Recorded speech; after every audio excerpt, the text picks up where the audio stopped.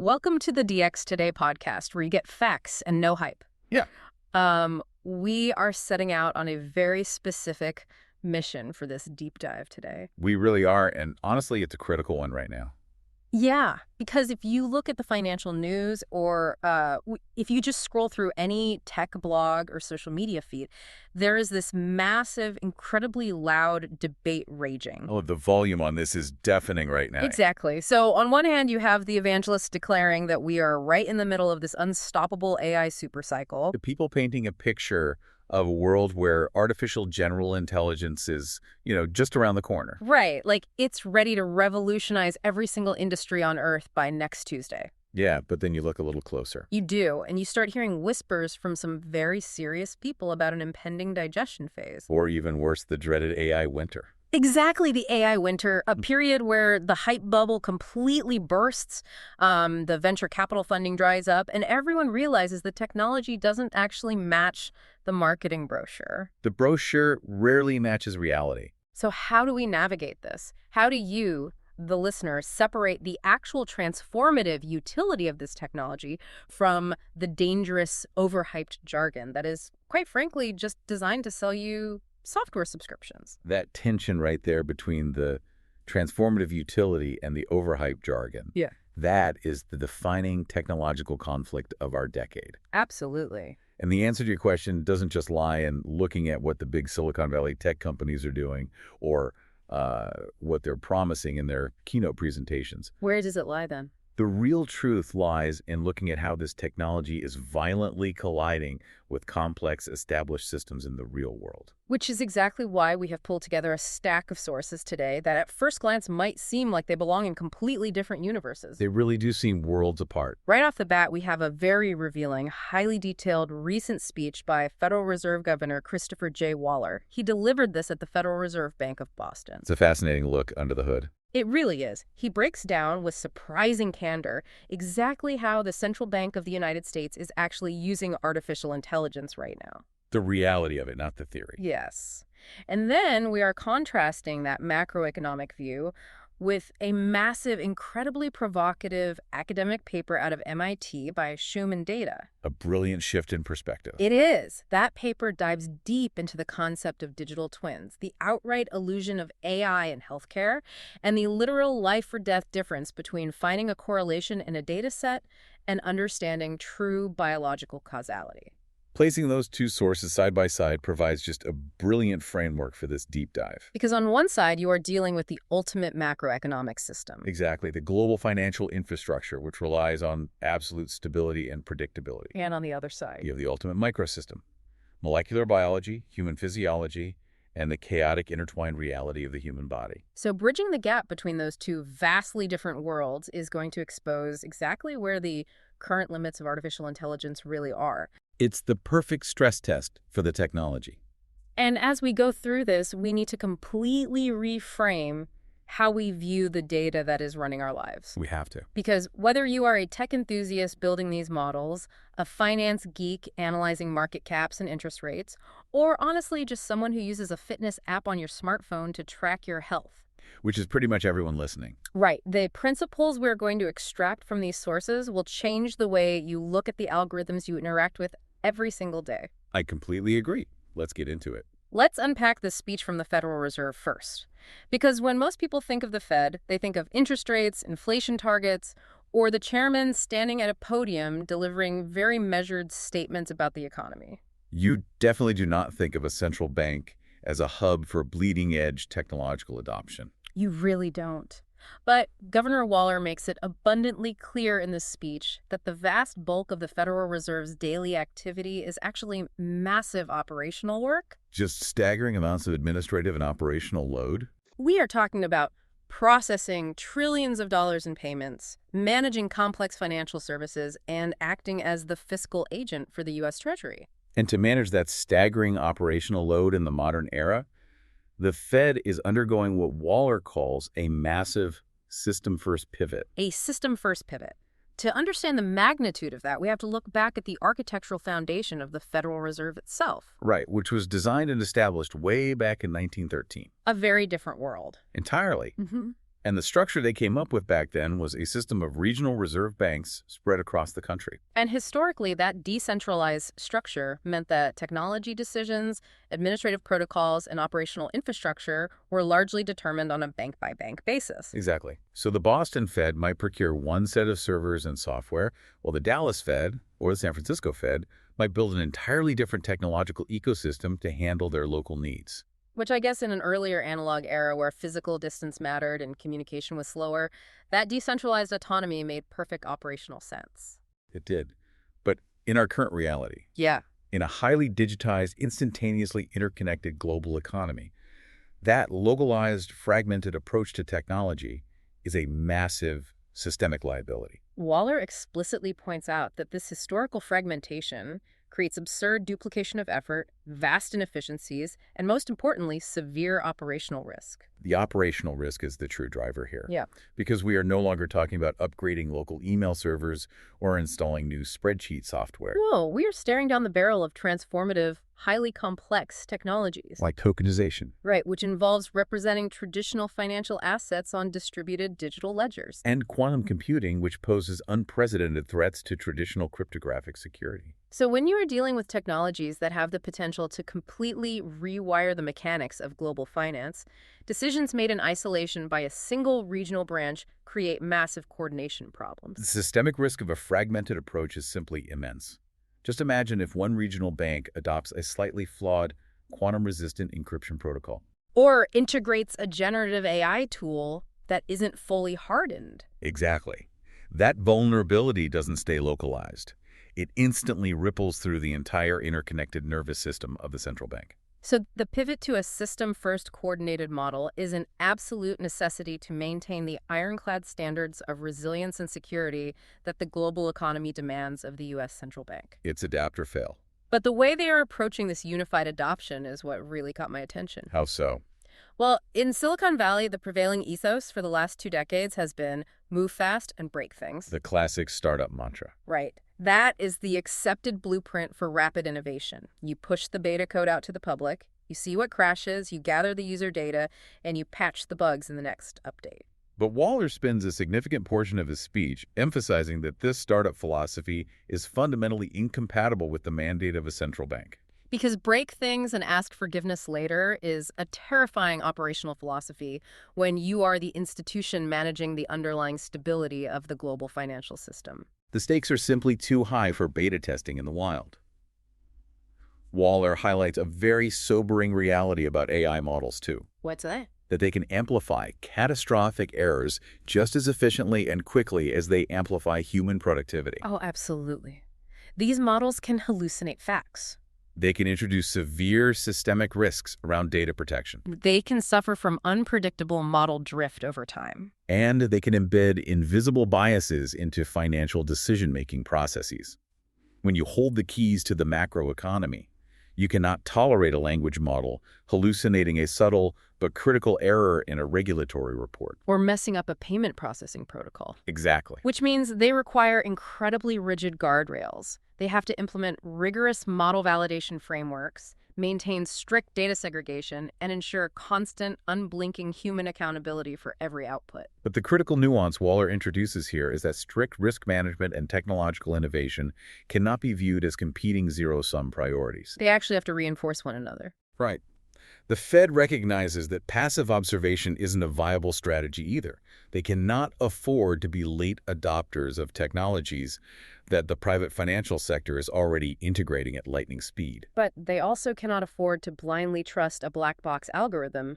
The innovation must be heavily, heavily audited. And that cautious, audited approach leads directly into how the Fed is actually deploying this technology day to day. Waller uses an analogy in the source that does a fantastic job of grounding the conversation. I love this part. He argues that AI in its most effective form should function like a smartphone or a microwave in your kitchen. Yes, a microwave. It should be an appliance that you use daily to remove friction from your life without ever really thinking about the complex engineering happening inside the box. That analogy brilliantly demystifies the technology. It strips away all the grandiose sci-fi Hollywood narratives about sentient machines taking over the workplace. The driving philosophy at the Federal Reserve is not about chasing novelty for the sake of looking innovative. No, it is entirely focused on practical, boring, highly effective utility. It's all about administrative friction removal. To illustrate this, Waller shares a couple of highly specific everyday use cases from inside the Fed. The first one involves a staff employee returning from a vacation, And he makes a point to note that this was a true digital detox vacation. where the employee completely disconnected and had zero access to her secure work devices or corporate emails for an extended period. A luxury that is increasingly rare, but it sets up a very common modern workplace nightmare. Exactly the psychological dread of the post-vacation inbox. We all know it. She returns to her desk to find an absolutely flooded inbox and a massive queue of internal documents, memos, and reports that have accumulated in her absence. Normally, an employee might spend their first 2 or 3 days back doing nothing but administrative archaeology. Just sorting through the noise to figure out what is actually important. But instead, she utilized the Fed's internal, highly secure, general-purpose AI tool to immediately summarize, categorize, and triage everything that had piled up, The tool digested the backlog and highlighted the urgent action items. allowing her to bypass days of mindless sorting and instantly jump into the strategic tasks that actually required her specific, highly trained human expertise. The second example Waller provides scales that same concept up to the institutional level.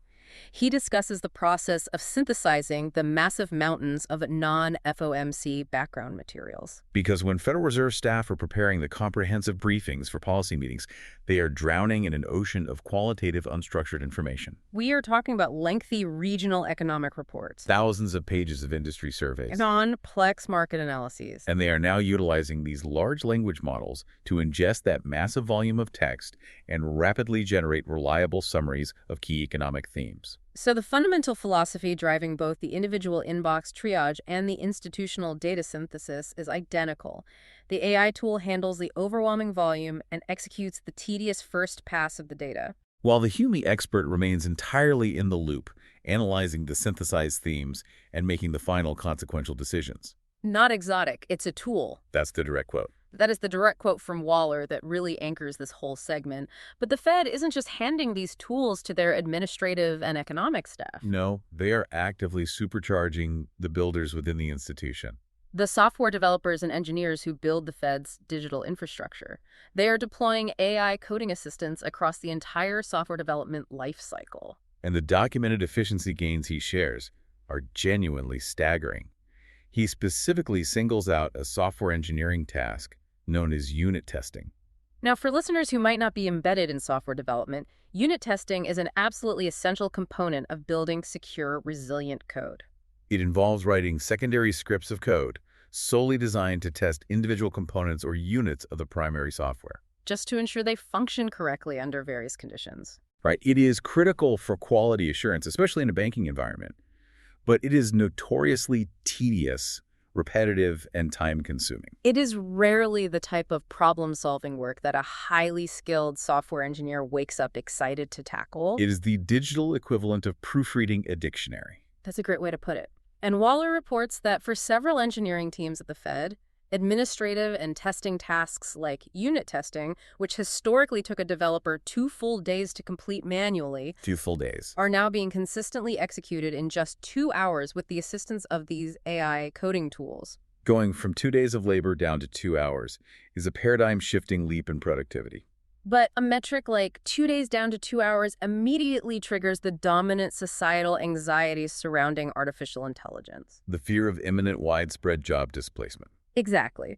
The logical, albeit reactive assumption is that if a machine can condense 48 hours of human labor into 120 minutes, the institutions simply won't need to employ as many human developers. But Waller brings forward an economic analogy from the source material that beautifully and effectively counters that automation anxiety. He compares the advent of AI coding assistants to the historical impact the iPhone had on the field of professional photography. Let's really dig into the mechanics of that analogy because it completely reframes the narrative of technological displacement. If you look back at the introduction of the smartphone, specifically when Apple put a highly capable, high-resolution digital camera into the pockets of 1 billion people, The initial fear among professionals was that it would instantly obliterate the photography industry. Right, like why would anyone hire a professional when everyone is carrying a camera? But the actual economic outcome was the exact opposite, Ubiquitous smartphone cameras drastically lowered the barrier to entry and the cost of production. which led to an astronomical increase in the sheer volume of images being created and consumed globally. Because society became so highly visually engaged and accustomed to consuming photographic content, the overall market vastly expanded. And within that massively expanded market, the demand and premium for truly high-quality, specialized professional photography actually skyrocketed. The kind of work that requires human artistry, complex lighting, and deep contextual understanding. Exactly. The tool didn't replace the master. It democratized the baseline and elevated the value of true expertise. So by putting a competent camera in a billion pockets, we didn't kill the professional photographer. We just eliminated the need for people to go to a studio just to get a basic snapshot taken. It shifted the professional's focus away from mundane volume toward high-value creation. Which is precisely the point Waller's making regarding software development. He argues that AI coding assistants will function in the exact same economic manner for software engineering.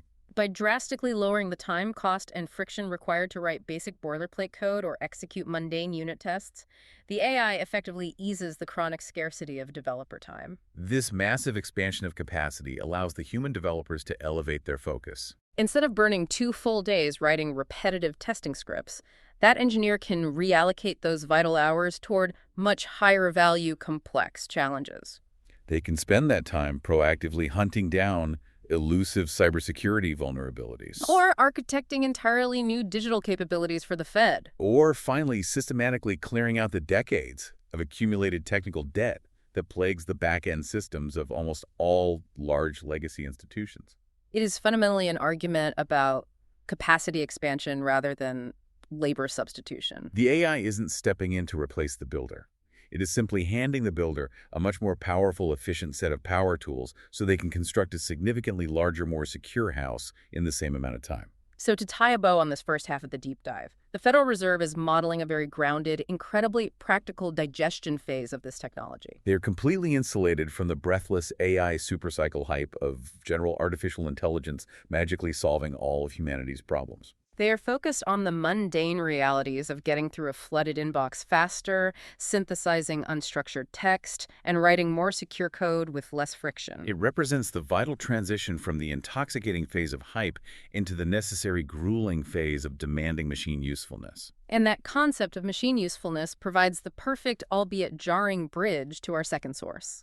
The expansive MIT academic paper by Shomen Dada. Because if the Federal Reserve represents the careful, highly regulated, practical application of this technology in the macroeconomy, The medical field and the realm of human biology represent a chaotic theoretical battleground where buying into the marketing hype can literally cost patients their lives. we are pivoting the lens drastically now. We are moving away from the macroeconomic infrastructure of central banking and plunging straight into the microscopic world of healthcare, molecular biology, and this incredibly dense MIT paper. And Shomen Data chooses to open this massive academic treatise not with a statistical formula or biological diagram. No, he opens with a stark philosophical quote from Socrates, which sets an ominous tone for the entire document. The paper opens with the famous Socratic paradox. True knowledge exists in knowing that you know nothing. It is a brutal, humbling reality check to place at the beginning of a paper about advanced technology. And Data wields that specific philosophical stance to launch a scathing, unrelenting critique of how the tech industry throws around terms like artificial intelligence and machine learning when attempting to disrupt the field of medicine. The source essentially argues that in the context of human biology, these terms have been entirely stripped of their meaning and have devolved into dangerous, overhyped marketing jargon. The distinction the paper draws here is incredibly profound.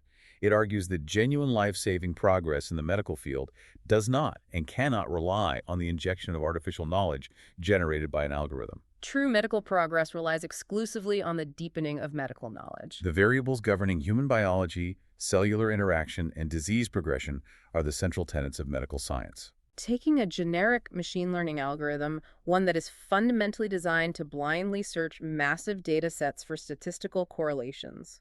And turning it loose on patient data without embedding a deep causal understanding of the underlying biology is not just foolish.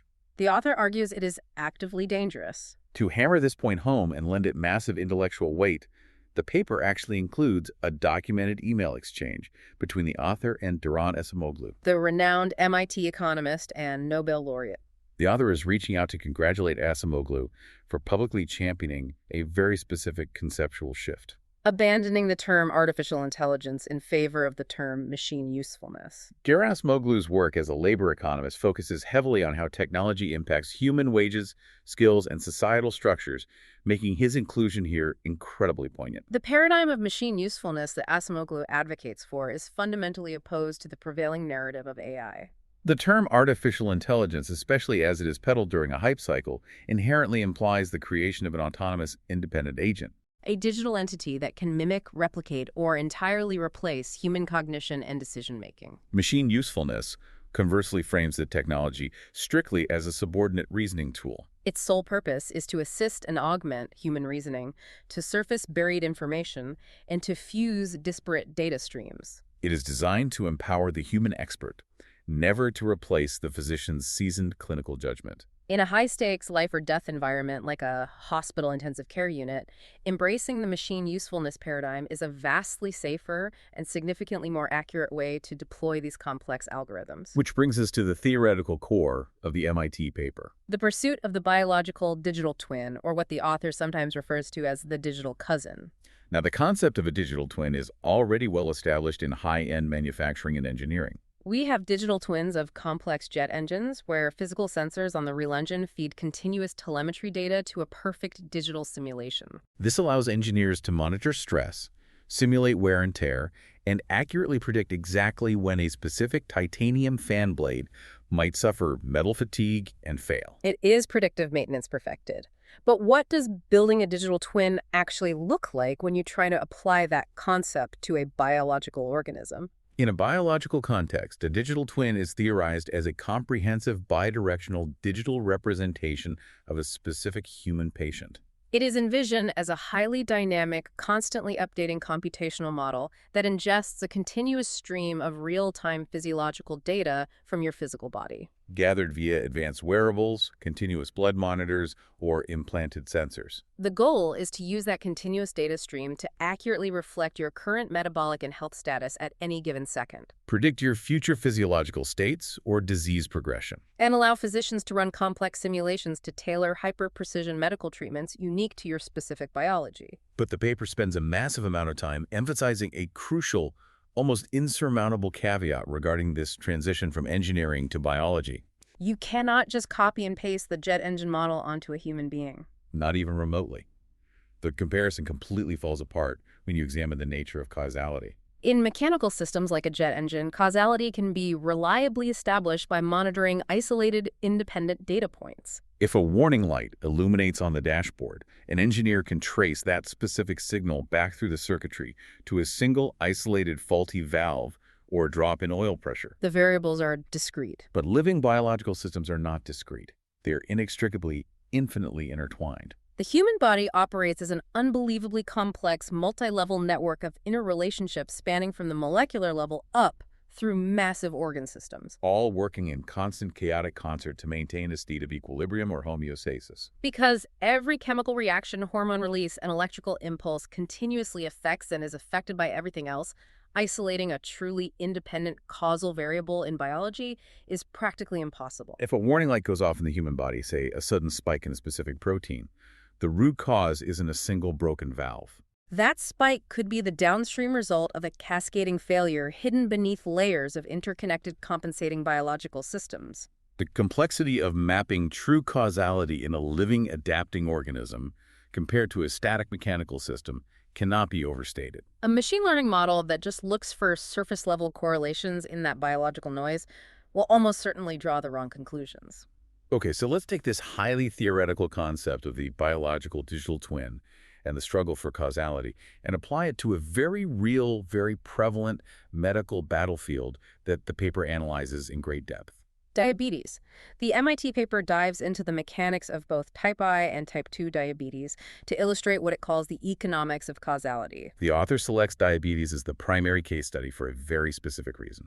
Unlike many other complex diseases, in diabetes, we actually possess a rare, highly reliable, measurable data point that demonstrates a strong causal relationship to the disease state. We're talking about blood glucose concentration. The paper lays out the baseline parameters, stating that for a healthy non-diabetic adult, normal fasting blood glucose levels should sit within a tightly regulated window, generally between 80 and 120 milligrams per deciliter. That tightly regulated window is a perfect example of biological homeostasis at work. While your blood glucose levels will naturally spike after you consume a carbohydrate-rich meal, a healthy metabolic system will release insulin to process that glucose, Returning your blood sugar back down to that baseline 80 to 120 range, usually within 2 hours. However, if the metabolic system is failing and those elevated levels persist indefinitely, a state clinically referred to as hyperglycemia. That persistent elevation is universally recognized as the definitive indicator of a diabetic state. But the paper draws a really subtle yet vital distinction here regarding what that number actually tells us. The blood glucose concentration provides undeniable proof of the status of the disease. It tells the doctor definitively that the patient is diabetic. But it does not necessarily explain the etiology. It doesn't tell the doctor the exact underlying molecular or genetic reason why the patient's metabolic system is failing in the first place. That distinction between status and etiology is crucial in medical science. But for the practical purpose of architecting a functional digital twin or a highly effective digital cousin for patient monitoring, that continuous blood glucose data point is still incredibly powerful. It's powerful precisely because of its undeniable causal link to the dangerous status of hyperglycemia. If medical science can deploy continuous real-time digital monitoring of that specific blood glucose level, essentially creating a persistent digital cousin focused solely on diabetes management. It unlocks a treasure trove of individual time series data. And unlocking that continuous time series data paves the way for a revolution in precision medication. Instead of a patient visiting the doctor once every 6 months for a single point-in-time blood draw, and the doctor guessing an insulin dosage based on generic population charts, The physician has access to a continuous digital movie of the patient's metabolism. they can tailor the treatment protocol exactly to how that specific individual's body is reacting to food, stress, and medication in real time. The implications of transitioning from generic point-in-time averages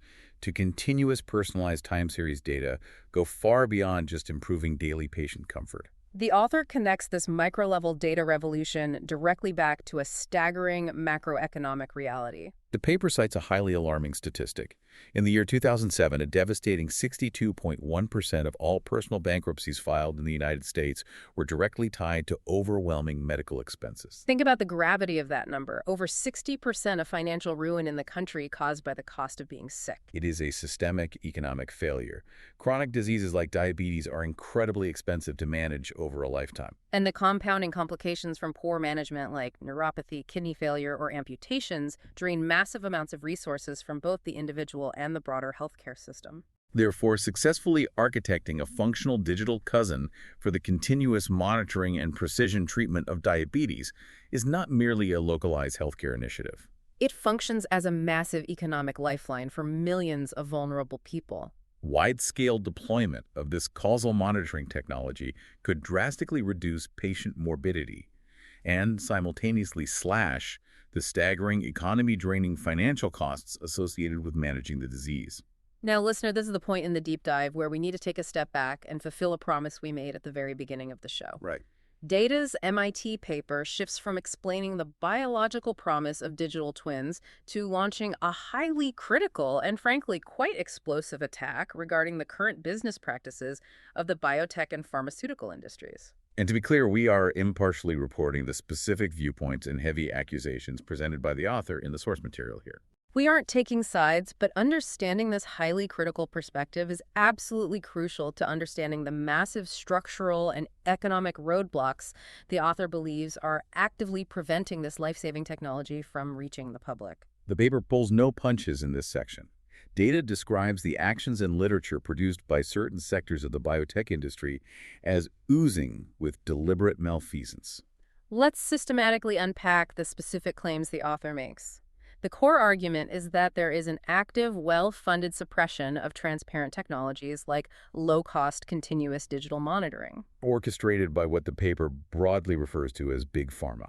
Data claims that widespread data transparency, giving every patient access to real-time, undeniable causal data about their own blood glucose, Would expose a lucrative march of unreason that the industry currently relies on to justify widespread overmedication. data points directly to industry-funded reports, often executed by highly paid consultants, which she argues are carefully and deceptively disguised as peer-reviewed scientific papers. According to the source, these compromised reports routinely make economically absurd claims to protect high profit margins. For instance, the paper highlights literature attempting to argue that a proprietary commercial blood glucose monitoring system, which costs an exorbitant 50,000 euros, is somehow cost-effective for the healthcare system simply because it protects the established commercial hierarchy. The author is so incensed by this that he actually draws a direct historical comparison in the text. He compares the current biotech landscape to the infamous historical scandal where the U.S. sugar industry secretly paid prominent Harvard scientists to publish fraudulent research. Deliberately shifting the blame for the rise in heart disease away from sugar consumption and entirely onto dietary fat. It is a profoundly heavy accusation of systemic scientific corruption. But the most explosive and consequential claim in this section of the text revolves around the manipulation of diagnostic thresholds. Data argues that there is a massive hidden commercial motive to actively lobby for the artificial lowering of the clinical diagnostic threshold for what the medical community officially considers diabetic. Let's break down the mechanics of that claim.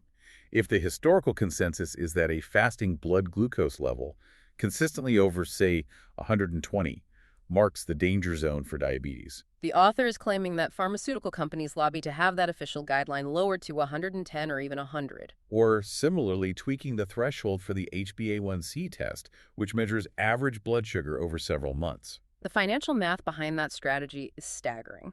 By simply convincing a regulatory body to move that diagnostic goalpost slightly lower, The industry instantly overnight labels tens of millions of previously healthy individuals as pre-diabetic or officially diabetic. because practicing physicians are legally and ethically bound to follow established standards of care and prescribe medication based on these officially sanctioned blood test thresholds. Artificially lowering the threshold automatically triggers a massive mandated surge in lifelong medication sales. Data is outright arguing that this subtle shifting of thresholds is not driven by advancing medical science. It is a brilliantly disguised, highly aggressive sales strategy designed to expand the customer base. And he posits that a true digital twin, a system that provides undeniable, highly personalized causal data, proving whether a specific patient actually needs intervention, fundamentally threatens that entire volume-based business model. Which is exactly why the paper fiercely champions the rapid widespread diffusion of cheap, continuous digital monitoring.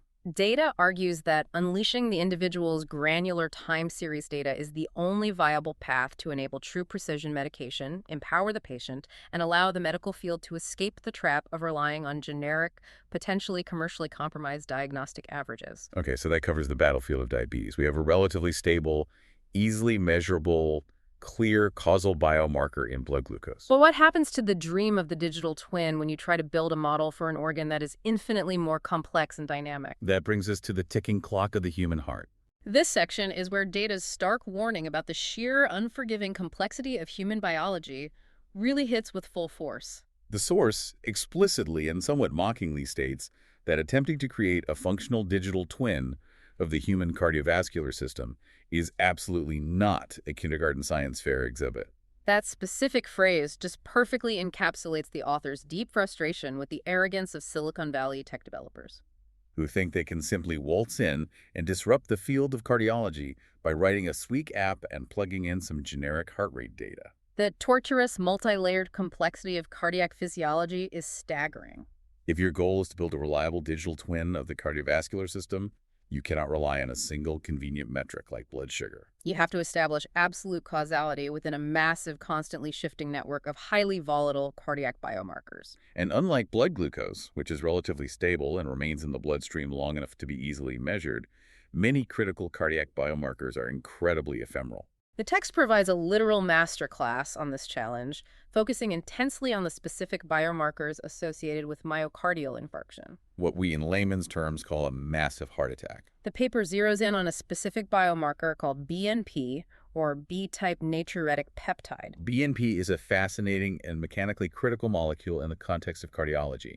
It is a peptide that is synthesized and released directly by the muscular walls of the heart's ventricles. Crucially, it is released specifically in response to excessive stretching of those muscle fibers caused by dangerous pressure overload. Therefore, from a purely physiological data perspective, a sudden surge of BNP in the bloodstream is a highly valuable direct causal signal that the heart is currently under severe, potentially fatal stress. But here's where the reality of biology violently collides with the theory of the digital twin and where the whole concept runs into a massive brick wall.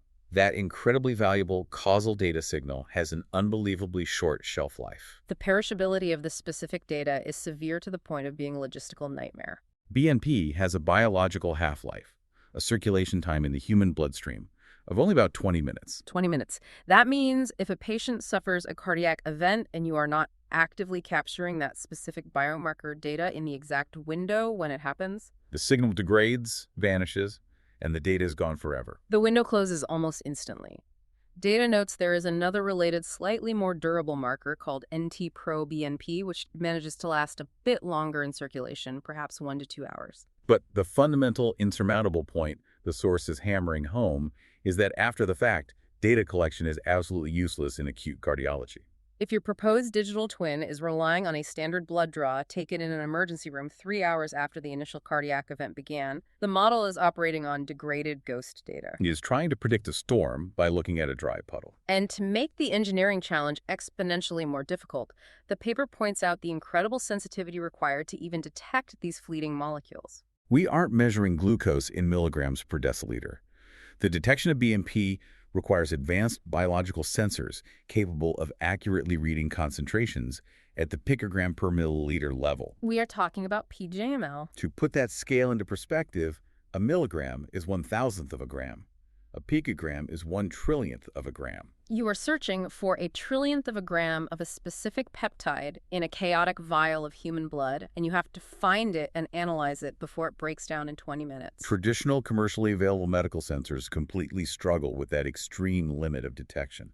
Building a continuous wearable monitor capable of capturing that faint, rapidly decaying signal, which is the absolute prerequisite for a true cardiac digital twin, is a monumental, currently unsolved biochemical engineering challenge. But wait, just when you think the engineering challenge is hard enough, the paper reveals another massive layer of biological complexity that I hadn't even considered. The profound, lingering complication of the global COVID-19 pandemic. The introduction of the pandemic into this data model raises a terrifying question about how the medical community even defines normal baseline data anymore. Data points out that massive, entirely new epidemiological studies might be urgently required because roughly half of the entire global population has been infected at some point with the SARS-CoV-2 virus. And we now know that this virus doesn't just act as a respiratory illness that damages the lungs. No, the vascular implications are severe.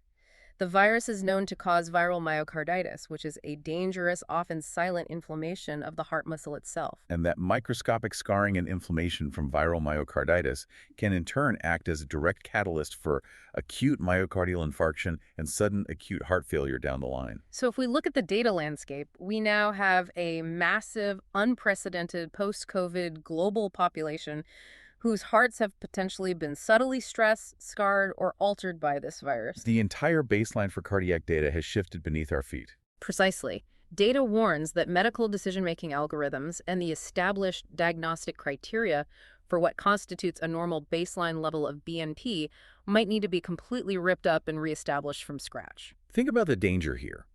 If a tech company trains a predictive digital twin algorithm entirely on pristine pre-COVID cardiac data sets, that algorithm might completely misinterpret the baseline biomarkers of a post-COVID patient, leading to a misdiagnosis or a fatal miscalculation. in complex biology, data context is absolutely everything. You cannot just take a static historical mathematical model and blindly apply it to a fundamentally altered global biological landscape. Which perfectly sets up the final, most urgent segment of our deep dive, the deadly trap of app culture in medicine. Because if context is everything in biology, And if baseline data is shifting while causal signals vanish in 20 minutes, then the modern software obsession with simplifying everything into a frictionless smartphone app is inherently dangerous. It is the ultimate failure of the reductionist approach. Yes.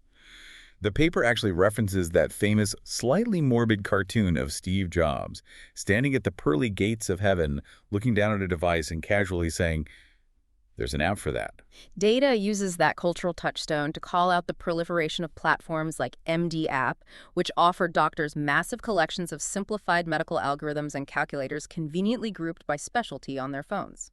The author isn't blind to the utility. He acknowledges that the tsunami of quick reference apps generates massive commercial value and convenience for rushed medical staff. But he urges extreme existential caution. Making complex systems bite-sized and frictionless works beautifully for rapid retail therapy. It's a fantastic model for ordering a pizza, hailing a rideshare, or even triaging an inbox at the Federal Reserve. But in the realm of critical healthcare, pandering to the lowest common denominator, trying to forcefully cram the chaotic, multivariable reality of human physiology into a simple three-button user interface is a deadly minefield. The paper makes a brilliant vital distinction here between a system being data-driven and a system being data-informed. And data uses a highly specific, chilling clinical example to vividly illustrate the difference between those two concepts, the alveolar gas equation. The alveolar gas equation serves as the perfect case study for how a generic data-driven algorithm can completely fail a specific complex patient. In clinical practice, this mathematical equation is used by doctors to calculate the partial pressure of oxygen inside the alveoli, the tiny critical air sacs deep within the lungs where oxygen exchange actually occurs. Now, I am not a pulmonologist, and neither are most of our listeners, so let's unpack the mechanics of this simply. Why does an app calculating this equation become dangerous? The danger lies in the hidden assumptions built into the software. The mathematical models hard-coded inside many of these quick, convenient medical apps are entirely based on the assumption of a steady-state equilibrium. They are trained on clean data gathered from normal, healthy individuals whose lungs are functioning in a standard, balanced, highly predictable rhythm of inhalation and exhalation. Okay, so the app's internal logic fundamentally assumes that your lungs are behaving normally. Right. But what happens when the patient using the app is fundamentally abnormal?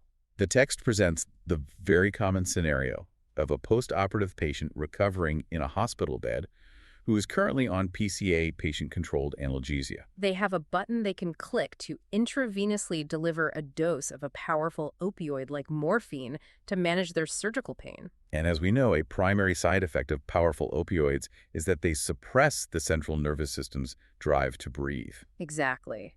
The morphine puts the postoperative patient at immediate risk of respiratory depression. Because their breathing rate has been artificially and chemically suppressed by the narcotic, the entire mechanical diffusion and exchange of gases in their lungs has been completely altered. Their alveoli are absolutely not operating in a normal, steady state of equilibrium. So let's play out the scenario.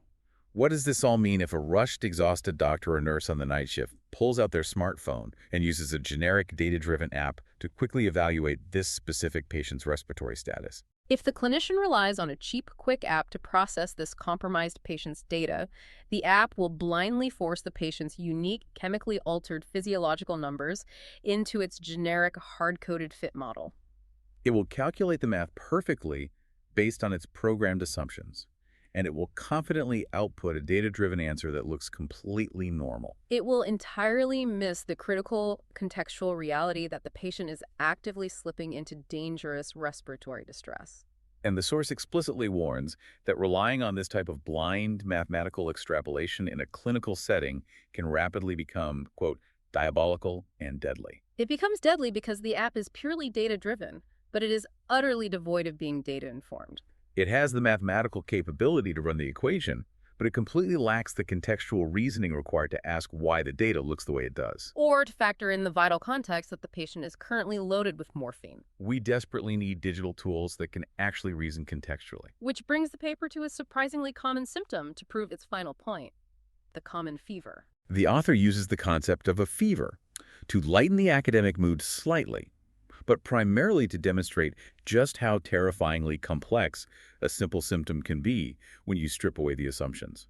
We all casually think of a fever as a basic, straightforward biological response to a simple bug, Take some Tylenol, get some rest. But the text aggressively points out that if a human patient presents in a clinic with a febrile state, there are roughly 1,000 potential overlapping mixed-match physiological causes for that elevated temperature. 1,000. The paper literally breaks the math down into a complex diagnostic matrix. There are 10 distinct metabolic effects, multiplying across 6 different major organ systems, requiring up to 13 completely different types of specialized diagnostic tests to properly isolate. And this staggering matrix of possibilities is exactly where true Esimoglu-style machine usefulness must come into play. A simple data-driven medical app will just look at the temperature reading and tell the doctor to administer a fever reducer. But a genuinely useful machine reasoning tool, a system designed to augment human intellect, would employ a data analysis technique called NORA. Non-obvious relationship analysis. I have to say the history of this concept provided in the source is absolutely wild and unexpected. It is a fascinating technological lineage. The conceptual framework of NORA actually originates from a speculative short story written all the way back in 1929 about the hidden power of invisible social networks. The concept slowly evolved over decades in the realm of intelligence gathering, and was eventually pioneered and commercialized in the 1980s and 90s by a data scientist named Jeff Jonas. He specifically built NORA systems for the casino industry and the banking sector to detect massive, highly sophisticated fraud rings. NORA is specifically engineered to sift through mountains of seemingly unrelated, disparate data streams to find hidden, non-obvious connections. Like detecting that a blackjack dealer and a player sitting at his table actually share the same obscure phone number in a public database. And data aggressively argues that NORA, this ability to find the hidden sinister thread connecting seemingly unrelated data points, is exactly what advanced computing should be doing in the field of medicine. We do not need a billion-dollar AI app just to tell us a patient's forehead is hot. We need a sophisticated reasoning tool that acts as a tireless, brilliant physician's assistant. The paper beautifully brands this ideal future state as a Florence Nightingale app. I love that specific historical framing. An ideal Florence Nightingale application wouldn't just spit out a generic population average or run a blind equation. It would act as a contextual fusion engine. It would rapidly ingest the specific semantics of the patient's complaints. It would continuously fuse real-time data from pathology reports, blood work, and radiological imaging. And crucially, it would instantly cross-check all of that live telemetry against every single line of the patient's lifelong medical history. It would tirelessly search the matrix for the non-obvious relationships that a tired human might miss at 3 a.m. Precisely. Because while a garden variety fever is safely cured every single day with basic generic care, sometimes a fever is the first cryptic creeping cover-up for something physiologically sinister. A rare autoimmune cascade, a subtle hospital-acquired infection, or an adverse reaction to a new medication. NORA would allow the machine to instantly find those cryptic clues, to pull on the dangerous threads hiding in plain sight within the patient's massive data footprint. And immediately alert the attending physician to intervene and mitigate a potentially fatal outcome. That is the definition of exception management. That is the ultimate realization of true machine usefulness. So as we reach the outro of this massive journey today, let's take a moment to connect all these seemingly disparate dots. We started our deep dive inside the halls of the Federal Reserve, looking at how central bankers are deploying tools to manage the staggering complexity of the entire U.S. economy. And we ended our journey deep inside the microscopic alveoli of a single post-operative patient's lungs fighting for oxygen. The scales we examined today literally couldn't be more different, spanning from the macro to the molecular. But the core underlying lesson demanding our attention is identical across both domains. Beware the hype. Do not fall for the marketing.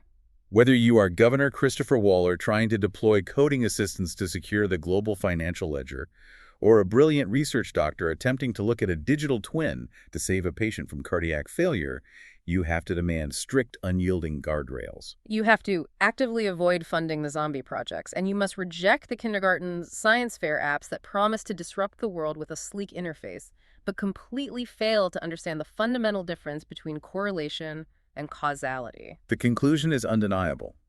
The technology is merely a tool. It is not an autonomous savior. If an AI system isn't firmly grounded in the rigorous paradigm of true machine, usefulness, if its architecture isn't explicitly designed to assist, elevate, and inform human reasoning rather than arrogantly attempting to replace it, then that system is not an innovation. It is a catastrophic liability waiting to happen. So as we wrap up, I want to ask you, the listener, to take these concepts and critically examine your own life and your own workplace tomorrow morning. Where are you blindly relying on data-driven averages, simplified dashboards, or generic apps that might not actually fit the unique, messy reality of your specific situation? Where are you trusting the output of an algorithm without taking the time to truly understand the context and the hidden assumptions built into the code? And most importantly, what specific steps can you take to transition your own workflows, your own decision-making processes away from just being data-driven and elevate them to being truly data-informed? Those are the immediate, highly practical questions we all need to navigate as this technology digests into our daily lives. But if we allow ourselves to look slightly further ahead toward the horizon of medical science, this deep dive raises an incredibly provocative, almost unsettling legal question that builds logically on everything we've analyzed today. Oh, I know where you were going with this. If the brilliant scientists and engineers actually pull this off, if we eventually succeed in overcoming the biological noise and building a true, highly accurate digital twin of your specific biology. A dynamic computational model that perfectly maps your unique causal reactions to experimental drugs, rare diseases, and environmental stressors. Who legally owns the copyright to the digital version of you? That opens up an entire legal universe. Think about the profound implications. If a massive pharmaceutical company uses your specific digital twin to run 1 million rapid simulations to test the toxicity of a highly experimental new drug, are they legally experimenting on you?